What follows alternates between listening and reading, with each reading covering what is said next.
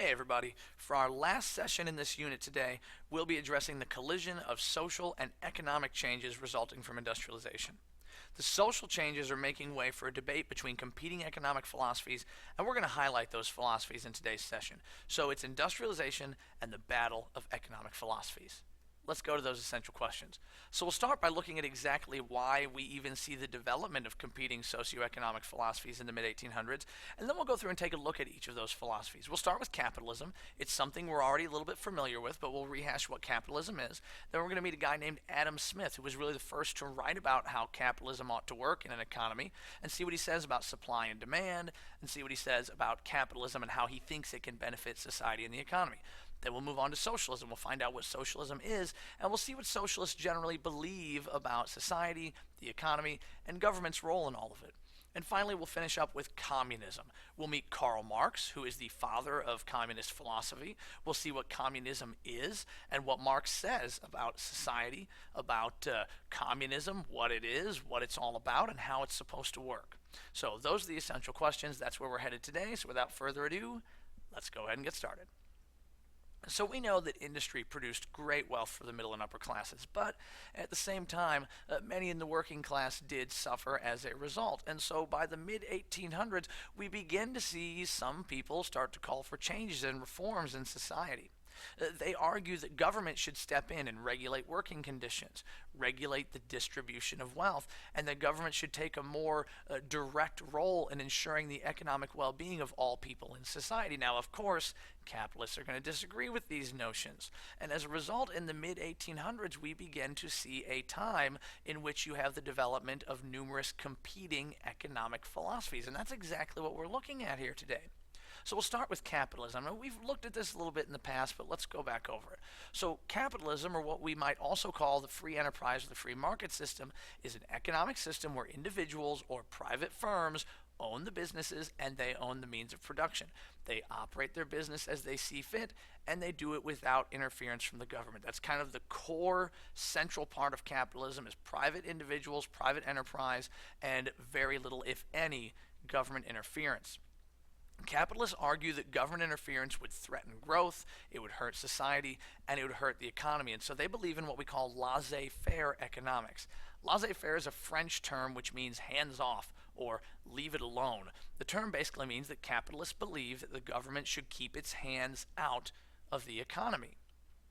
Now, in 1776, a guy by the name of Adam Smith, an economist, was the first one to really write about and explain capitalism and laissez-faire economics, and he wrote about it in his very famous book, The Wealth of Nations. In this book, he argued that the economy would work best if the natural forces of supply and demand were allowed to operate without government interference. In his book, Smith talks about how in a free market there are two different forces, two different entities. The individual sellers, these are the producers, the people who make stuff and sell stuff. That's supply. And there are the individual buyers, the people who look to buy stuff, consumers. That is demand. And these entities, he says, in a free market economy are always going to work in their own self-interest, because under a capitalist system, individuals are motivated by profit. They all want to amass as much wealth as possible. And so, according to the principles of supply and demand, as Smith says, businesses are going to produce what people are willing to buy. This is supply. And people will buy what they need or want. This is demand. Okay, because everyone wants to amass as much wealth as they can. Businesses want to produce the best possible products, and they want to do it at the lowest possible cost. Then they want to turn around and sell their products for the best price they can get people to pay. Consumers, on the other hand, they want to buy the best possible products, and they want to get them at the lowest possible price that businesses will sell them for. This is supply and demand. Both are seeking their own self-interest. Both are seeking to get as much wealth as possible out of this deal. And an easier way to look at supply and demand is really kind of through a graph. Okay, when we look at this, supply is kind of our ascending line, and demand is our descending line. And where supply and demand intersect, where the buyers and the sellers come to an agreement, that's where the equilibrium lies, and that's where you get the price. In a free market economy where supply and demand come together, that's where the price comes from. But changes in supply and changes in demand can therefore affect the price of a good in a free market economy. Let's say, for example, that we move our line of supply. Let's say that we increase supply. We shift the line to the right. So we see an increase in supply. There is more of something out there in the marketplace. There's a lot more of it. It's easier to get. So what does that do? It decreases demand. When supply goes up, demand goes down, and price, therefore, decreases. Notice that the intersection of the lines has gone down. So increased supply, decreased demand means lower price. What if we do the opposite though? What if we decrease supply? We move that line to the left. If there is less supply, less of something available in the marketplace, it's more scarce. If it's more scarce, there's less of it. That means that demand for that good increases. So supply decreases, demand increases, and what does it do to price? Price goes up. Now, the changes in demand can also impact the price of a good. Let's move our demand line forward. Let's say demand for a good increases. This means more people want to get their hands on it, so they're willing to pay a greater price. It's a hotter commodity. When demand increases, so too does price. And the opposite would be true. If demand decreased, so too would price. And so what we see is a converse relationship here. When demand goes up, supply goes down and prices go up. But when demand is down, when demand falls and supply rises, price also falls. And all of this happens, says Adam Smith, in a free market economy without the interference of the government. Adam Smith argues that without government interference, the invisible forces of the market, supply and demand, or what he calls the invisible hand of the market, will force businesses to compete with each other to produce the best possible goods at the lowest possible prices. In turn, consumers are going to want to purchase the best goods that they can at the best prices that they can get. And it all happens, according to Smith, without government interference. So therefore, without government interference, he says efficient businesses will sell more products. They will therefore make more profits. They will therefore hire more workers and continue to expand. Those workers who were hired now have more money in their pockets, which they spend in the economy. They go out to restaurants and eat. They go to grocery stores and shop. They go to movie theaters. They buy cars. They buy houses. They buy refrigerators. They buy washers and dryers. They buy televisions. They spend money in the economy. And the money they spend at those other businesses makes money for those businesses who can now expand and hire more workers. And those workers have money in their pockets, allowing the economy to grow and expand and prosper. And Adam Smith argues that this benefits everybody in the economy and benefits society itself. So Smith strongly believes that competition and setting prices through a free market economy without the government would guide resources and the economy to its greatest levels of production. But not everybody agrees with this. There are those who want to see economic and social reform, and they don't see capitalism as the answer. They see capitalism as the problem. They see the pursuit of self-interest and the profit motive as the cause of great human suffering, that the capitalists looking to make as much money as possible are doing it at the expense of the well-being of the workers. And so some of these reformers come to believe in what was called socialism. Socialism is an economic system in which the means of production, distribution, and exchange are all collectively controlled by society or the community. And typically the community's assets are controlled through the government. Socialists have a strong belief in the role of the government in society. Socialists believe the government has to take on the principal role in society of directly ensuring the economic well-being of all members of that society. Socialist ideology is also characterized by things like a desire to create a society of individual wealth equality. They want to make sure that there are no uber rich and there are no poor, but that everyone is economically equal. And usually they believe in doing this through wealth confiscation, through taxes or some other means, and then redistribution, taking money away from those who have a lot of it and redistributing it to those who have less of it. They also want to see government controls over wages. The government should tell businesses exactly what to pay people, and they also want to see the government control prices, which is completely opposite of what a capitalist would say. Capitalists would say, let the free market drive prices. Socialists say, let the government decide prices. They also want to see government controls over businesses and economic activity, either through direct ownership, meaning the government should just step in and own the businesses, or they want the government to heavily regulate the businesses.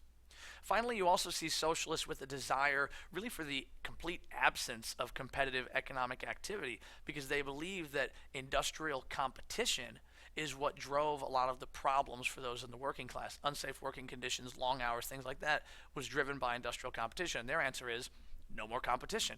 Let's just centralize economic control in the hands of the government. Let them tell the businesses exactly what to do, or own the businesses. You get rid of competition, you get rid of the problem.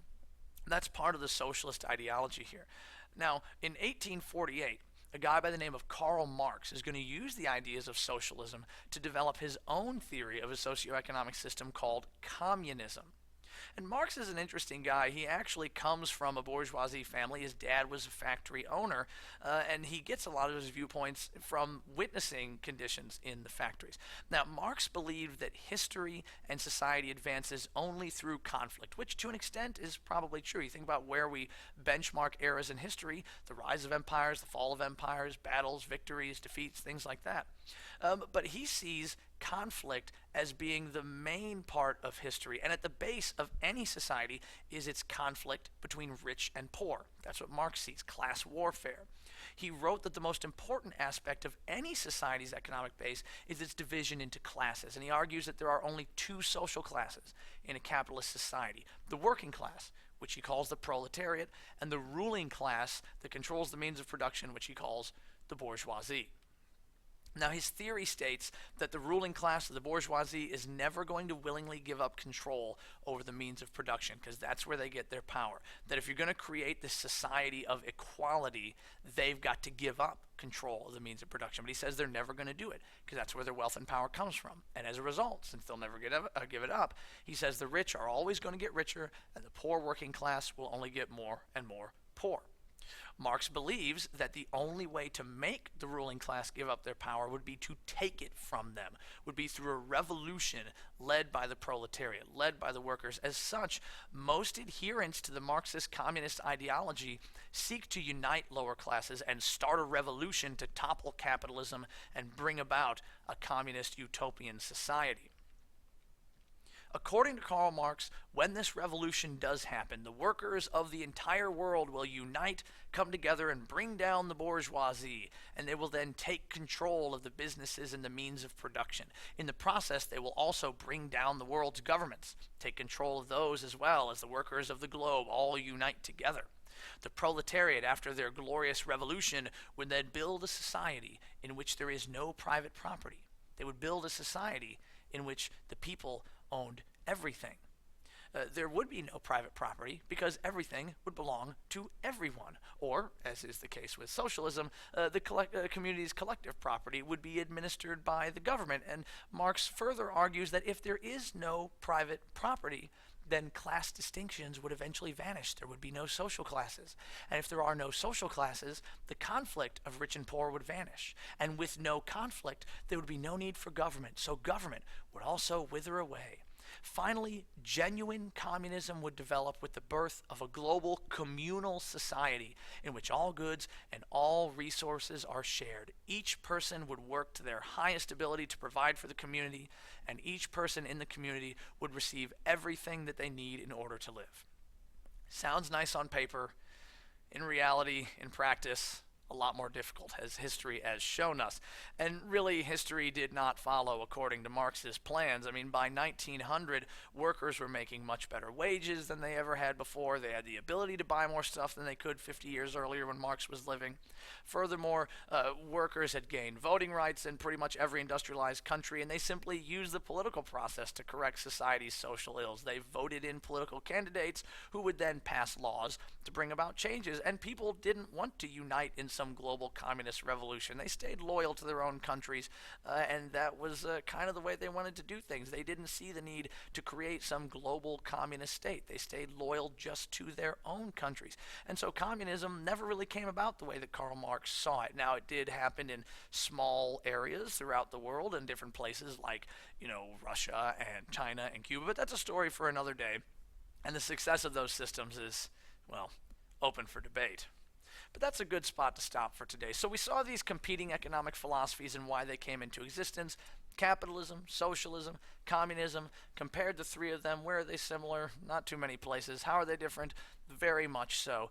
Those are the things we talked about today, the essential questions. Be ready to discuss them the next time that we meet, guys. And as always, until that time, I bid you farewell.